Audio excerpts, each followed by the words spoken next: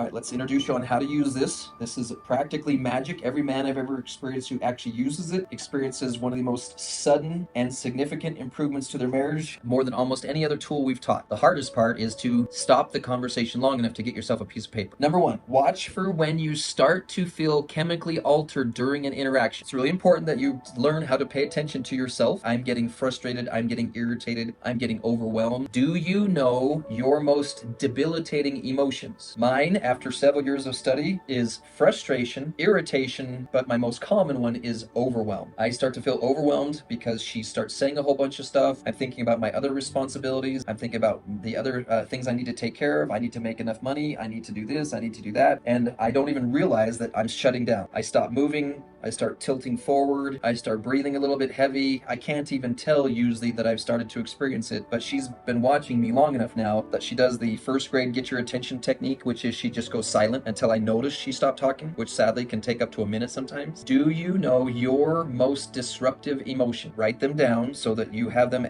easy access, so that you know it's now time to get a Foursquare listening tool out. So if I get overwhelmed, I've learned how to say, hold on a second, I need to get a piece of paper. Using the breaks in the snow hand gesture. This is not in your face like this. This is below the chin. Request a moment to write things down. My favorite phrase to put in here is, what you are saying is important to me. I want to make sure I get this down. Would you mind holding on for a second? Write down anything that sticks in your brain in the appropriate square. If you get behind, use the breaks in the snow gesture and say, what you're saying is important to me. I want to make sure I get it down. Would you mind holding on for a second? I think only one time have I ever had a case where the woman did not appreciate this listening tool. Almost every time, I'm talking 99 out of 100, the woman goes, oh my gosh, I would love it if my husband did this. Well, you do know what this means, right? This means please stop talking. She goes, that's fine. If he does that so that I will slow down so he can write things down and take notes, I would love for him to take notes on what I say. So square number one, you can write these at the top of each square on your piece of paper when you're listening, but it doesn't take very long to memorize them. The square that fills up the most, things that she says that you have a strong desire to disagree with. I bet most of you can write down 5 things right now that she has said or could say in the near future that you're probably going to disagree with. Does anyone need any help with that? You're not paying attention to me. Is that something she could say that you don't agree with? You never listen to me. We never talk about money. You never let me do things that I want to do. You're always lusting after other women because you're a pervert. I can't take you anywhere because you can't be trusted. Write them down. Do not hold them in your head. If you hold them in your head, the RAM for you computer guys is going to get so congested that you can't hear anything else she's saying. So let me show you how this is done. Wife says, you know, you never listen to me. I go, hold on a second. I want to write that. I want to write what you say down because it's important. And you start writing. Now, what I've seen from other women, they go, you're writing that down? Well, yes, you said it. It's important. I'm writing it down. Well, don't write that. What I meant to say is you often don't listen to me. I'll erase that and I'll put, I often don't listen to you. Wait, you can't just write down what I say. Well, I'm trying to show you that I'm listening to you, that I'm taking you seriously. It can be very confusing for them sometimes because then they go, well, I don't want you to write down what I say. I want you to write down what I mean to say. And if you get sarcastic or any form of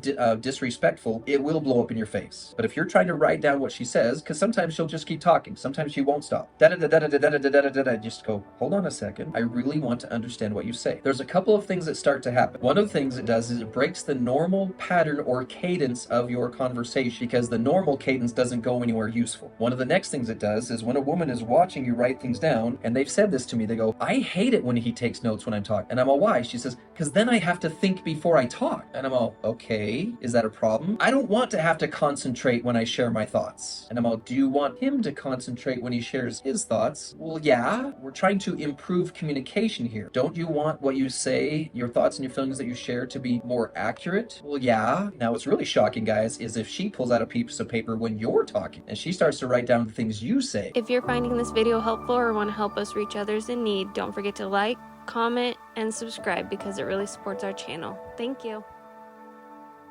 The advanced method, if you want to go like skip a step, you know how athletes will videotape themselves during athletic performances and then review the videotape? If you really want to advance quickly in the communication system, offer to put an audio recording device in the middle of the table, but only push record when you're talking, not when she's talking, so that you can review it with your man trainer and see if there's anything that needs to be worked on with the way you talk. You're the one who's trying to improve your skill. Maybe your communication style needs some improvement. This takes us to the second square on the piece of paper. Top left square, things that she says that you probably do do not agree with. Top right square, things you could say that probably will not help. Anybody need any help coming up with some of these? Well, at least I'm not like your mom. I'm not the one always bringing up the past. Anyone else need help coming up with things that are really not helpful for you to say? Now, again, if they keep getting in your head, these are called intrusive thoughts. You do the same gesture. Hold on a second. I want to get something out of my head that's making it hard for me to listen to. Yes, I am doing a bit of over-exaggerating because I learned in a book somewhere that that's how you teach, is by over-exaggerating. Key here, brethren, is for you to bring it down to the level of what is matching your reality. Things you could say that are going to make things worse. Then here's the amazing part, if you can get good at it. Bottom left square. Things that she says or she's trying to say that are actually and could be inspired. Things that she says that are important to remember, to